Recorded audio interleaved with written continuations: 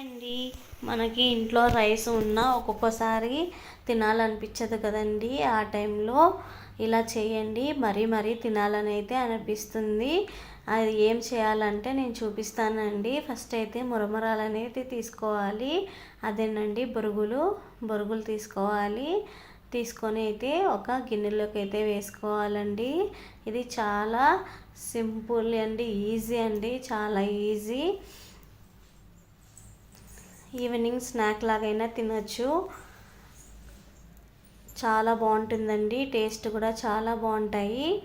చాలామందికి తెలిసే ఉంటుందండి, కాకపోతే తెలియని వాళ్ళ గురించి అయితే నేను ఇది వీడియో అయితే చేస్తున్నానండి. బొరుగులు తీసుకొని మనము ఇంట్లో పప్పు చేసుకుంటాం కదండి, ఆ పప్పు అనేది దాంట్లోకి వేసుకోవాలి. వేసుకొని అయితే బాగా కలుపుకోవాలండి.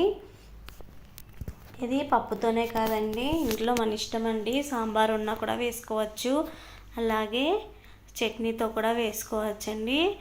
వేసుకొని అయితే బాగా కలుపుకొని అయితే తినేసేయచ్చండి. చాలా చాలా టేస్టీగా ఉంటుంది.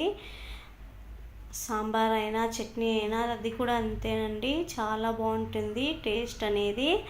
ఎప్పుడన్నా మనకి ఈవినింగ్ ఆకలి అయినప్పుడు కూడా ఇది స్నాక్ లాగా అనేది మనము యూస్ చేసుకోవచ్చండి, తినచ్చు, చాలా బాగుంటుంది. ఇదేమీ పెద్ద టైం పట్టే పని కూడా కాదు కాబట్టి తొందరగా అనేది మనకి ఆకలినప్పుడు వెంటనే అయితే చేసుకోవచ్చండి. చేసుకొని అయితే తినేసేయచ్చు. ఇలా బాగా కలుపుకోవాలండి. బాగా కలుపుకున్న తర్వాత మిక్స్ చేసుకోవాలి. అంతా కూడా మిక్స్ చేసుకున్న తర్వాత మనకి ఇలా అయినా తినేసేయచ్చండి. లేదా ఇంట్లో మిక్చర్ కానీ సేవ్ కానీ ఉంటే అది కూడా పైన అనేది వేసుకోవచ్చండి. నేనైతే మిక్చర్ అయితే వేసుకుంటున్నాను. సేవ్ కూడా బాగుంటుందండి. అలా సేవ్ కానీ మిక్చర్ కానీ వేసుకొని ఇంకా కావాలంటే ఆనియన్స్ అయినా పక్కన వేసుకొని అయితే తినచ్చండి. చాలా చాలా బాగుంటుంది. ఇలా ఒక్కసారి ట్రై చేయండి ఈ రెసిపీ అనేది. ఇంకా తినాలనేది అనిపిస్తుందండి. ఇలా స్నాక్ లాగా ఇలా మిక్చర్ అనేది వేసుకోవచ్చండి. వేసుకొని అయితే తినేసేయచ్చు. 2 మినిట్స్లో అయిపోయే రెసిపీ అండి ఇది.